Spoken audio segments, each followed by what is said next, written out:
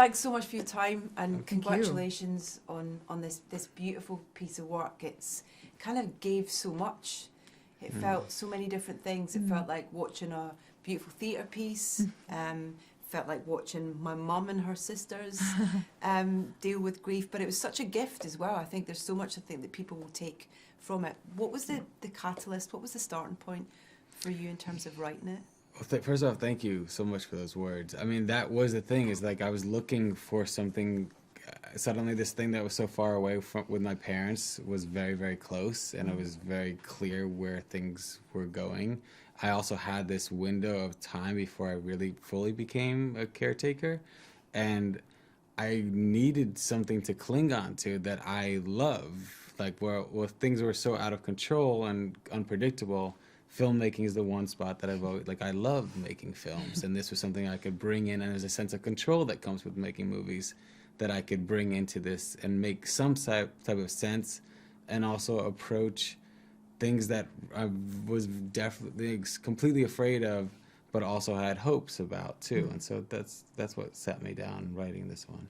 And in terms of then the kind of, you know, the narrative that you ended up with these three siblings, you know, within the confines of this apartment and this apartment block and the surrounding area, what helped you kind of get to that point of that being the kind of, you know, the story really?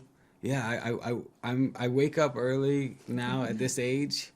Yeah. Like it just hit me at one point where I was like, wow, the sun is coming up and this is how it's gonna be, and I'll go out to New York City and I'll walk through the streets and I'll just sketch random ideas, and it truly felt like I was writing ideas for very different things. And then it was one night, like laying in bed, where I realized, oh, actually all these stories are the same, but they're different people in the same room. And it was a way for me to address things like very conflicting feelings and people that I have, like I keep switching into different people and different approaches dealing with this with my own parents. So it was a way to suddenly make some type of peace with it and also see the conflict with them under one roof. What was your reaction when you first read the script or heard about the project? Well, I was thrilled that Aza liked my work enough to think of me at all. That was a pleasure, because my husband has worked with Aza twice and had a marvelous time. And so as soon as he heard Aza was hand-delivering a script, he said, well, you're doing it, before I read it. So that was the first thing. And hand-delivering it as well. He hand-delivered it. And he hand-delivered it with, and he had sent a note to say, I'm doing it like this. I have exactly the money I need to do it. Natasha and Lizzie will also do it, and we're going to shoot it in order, and we're going to shoot it in this amount of time. Wow. So it was already all laid out. And then I read it, and it just struck me as I hadn't seen this moment, this vigil depicted on film this accurately. The relationships felt so specific, and they felt so real and so familiar to me.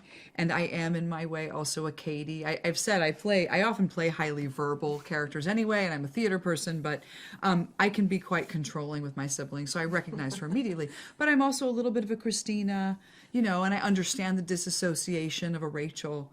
And I have 4 siblings, so we occupy all of those roles ourselves in various forms, you know. And so for me, it just felt like, and it just felt really real. It didn't feel like a movie about a dying parent. It felt like 3 people trying to live inside of a small space in this moment that felt so specific and so personal. And I know that the personal is generalizable. Yeah. And that's why this film, I think, is resonating. I think that's what's so clever about the way that you've written, but also the way the 3 of you particularly perform it, is that, you know, we all see elements of ourselves in each of those characters. We all have bits of them, and the fact that you've kind of written them as 3 different characters is so clever, because you know, you can just take a moment from each. You relate to so many different moments of the film with the different characters. It's just so kind of beautifully portrayed. You know, even in the journey from a sentence, you could be one to the next in a way. And that's the way that grief works. That's the way that waiting, I think, works in those sort of situations. Did you do much rehearsal? Or what was the kind of going into shooting? We had 3 days. We only had 3 weeks to shoot. Yeah. And we had 3 days to kind of go over the facts of the case, right? When were the mothers alive? When were they in the apartment together? Those kind of facts. And then to read the scenes and sort of get the rhythm of it right, because it's written very specifically, the punctuation. I'm a playwright's wife. I honor punctuation. Don't do that. Yes. Yes. Well, that was, it truly was all the time that I wanted. Like, I didn't know what I would do with more time. It wasn't that I wanted to touch this thing. And like, her husband Tracy Lett says this great thing, which is that like, chemistry is not pixie dust, right? It's what actors do. Like, that's their job, and that's always stuck with me. So, yeah. So, getting into the room, the chemistry felt already there. Like, they connected in that way. We were all in agreement with the script, and now this was just a matter of us getting the sense of each other and each other's rhythm, and talking about the rhythm of the piece, and for me to talk to them about like how I was going to shoot this exactly, and how, you know, just what the feelings as best as I could, and hear from them. But it was just getting a sense of knowing each other and still not wanting to touch this thing until we were actually shooting. It's like the Christmas present under the Christmas tree. Yeah. Totally. Yeah. Did it feel like a play when you were kind of filming? Because it does, it's got such an energy to it in terms of it feels, we're almost kind of eavesdropping through a kind of, you know, it feels so real in that sense. Well, it has the unity of set, right? You don't have that many, it's like the bench and the interior of the apartment, so there's that going for it. But the real pleasure that makes it like a play for me is shooting it in order. And that was something Aza had committed to. And in that way, we were able to live through the experience in a kind of real time, maybe in a stretched out time like that actually feels in some ways. It felt like longer than it was. It feels like we shot longer than what we actually had. And so in that way, the end and where we ended up surprised even us, because we hadn't necessarily planned out what the emotional life would be, especially when J.O. comes out of the room in that kind of beautiful, not entirely realistic masterstroke that I think of when I think of your work. And so so we were also able to be surprised by it, and we just don't shoot in order. And I think so much gets lost in the new way of doing things. I think we miss a lot of nuance in our work because we don't get to tell stories in order. Yeah. Did you get a chance to not improvise but kind of play with the scenes? You know, did you encourage that? Was there space and time to do that, or you know, did you kind of stick quite strictly to the script? Well, the space kept us pretty confined. Yeah, I mean, there weren't many places to go. Yeah, so. The space was contained. The script, like the clip that we were shooting it, like there wasn't an idea of like, and also that we were shooting film, so it wasn't these things where it was like, well, we'll cover this and we'll figure out where we're going, which like video really helps with that, which you can just like, we'll see and amazing things come out of that. In this case, I really wanted to go a different direction, so we were in agreement about the script, but we knew that there was a lot of space within those lines to play, and where people were going to move to, like that was all stuff that we had to discover, and they kept breathing life into it. So it's like, yeah, I had these words, we committed to these words, but what they did in between the words, with the words, how they said all this, how they moved around each other, how they separated, that really came from But also, you never rushed us. We never felt rushed. We always felt respected in that process, I would say. So it never felt like a short shoot. Yeah, and for me, each day we were always completing a scene. So it wasn't like we were splitting a scene between 2 days. So that was really nice to be going, okay, where were we yesterday? We're building on top of something that actually happened rather than something that we're going to imagine may happen when we finally get to shoot that scene. I guess one of the beautiful things is you know, as an actor, is when you have you know, this little troupe, the three of you, where you don't know until the day, you know, in terms of the reaction that your character gives to the other two in a moment. It's kind of like, I guess, what you were saying earlier about, you know, it's these guys take that script further in terms of where it goes. And with Kate in particular, just a really brilliant journey, you know, in terms of kind of that reconnection and listening, you know, as well. I just loved that journey for her. Yeah, thank you. I mean, like I say, it's all in the script. But what I loved about her, what I love about the way it's structured is that you meet these women the way they see each other. So the audience experiences them in the way their sisters do and can judge them. And then as the sisters' point of view is complicated, so is the audience's. And that is a kind of structure in film. I find it's usually lacking. I'm always looking for a more that the form does follow the function, and it's just not a kind of writing I see very frequently anymore. I just feel like we've lost touch with some of that. It's important. The structure is important to me. Yeah. And so to see that and to get to embody it is so gratifying. And so for Katie, it's just, you see this person who's masquerading as a person who's in charge and responsible and very controlling, but she's also an alcoholic. And she also says things like, but you already had a dad, he was our dad, which is like, how old are you, 12 years old? Yeah. And I just, it's there, she's not one thing. Yeah. And she's not good at making repairs or apologies. But in those moments, her sisters also are prepared to receive whatever she's capable of giving, which is what we do. Especially in those moments when we have to find grace under that kind of pressure. And I just thought, I haven't seen it articulated in quite that way in film. And I thought you've written it so beautifully, and it just felt like the way that really unfolds in people's real lives with our limitations. Yeah. Nobody has like a really full blossoming in the film. Yeah. But we do have our arcs in the film. Yeah. Did you talk much about kind of their journey to this point? I mean, there's bits that come out in the, you know, in the film. Mm-hmm. Certain situation stuff, but I wondered whether that was something that I don't know, you were interested in for your characters, but also for each of the sisters that you talked about much at all.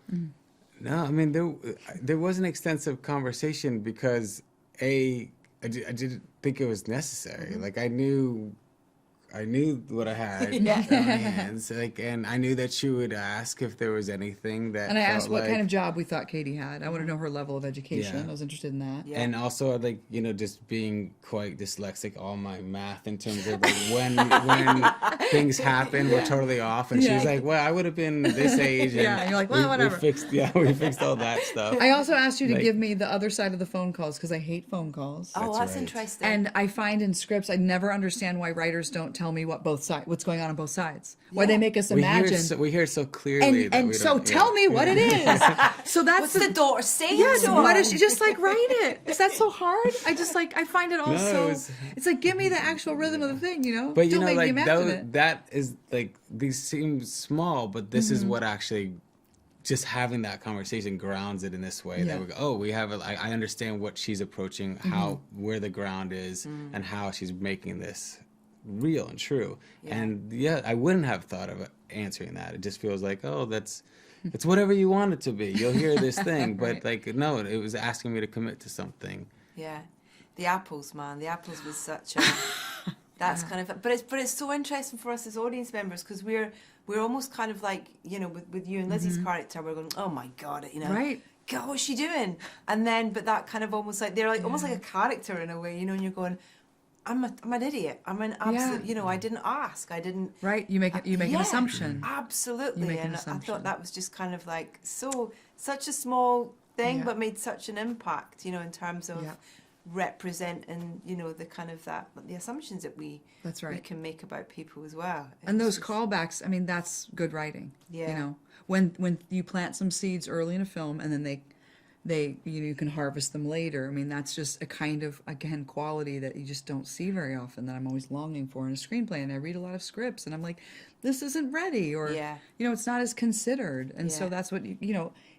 People are treating Azazel like he's a brand new filmmaker who suddenly arrived, but he's been doing this for a long time, and he's very good at it. So, Yeah. welcome Right here. everyone. I was sitting here Yeah, waiting you for the you whole guys. time. Where have you That's been right. now? It's like that's Open your discovery. eyes, people. Yeah, I love that. It says overnight. You know, it's like no, I've actually been working I at this want for that decades. on my gravestone. I want to be up and coming. Yeah, up like and coming. that's- Oh, Forever. there is something Forever. of the youth Yeah. about it. We like Yeah. to, you know, maintain. With music, you know, there's not a lot in there. No. It's got, and it doesn't need it. It's kind of it's the type of, you know, story and journey for us that we need to exist without that kind of guidance almost of Manipulation. music emotionally, I think, Yeah. in a way, or to trigger us into something else. I think. Do you mind talking a little bit about the kind of choices and making that decision on, you know, how much, what you needed, and yeah.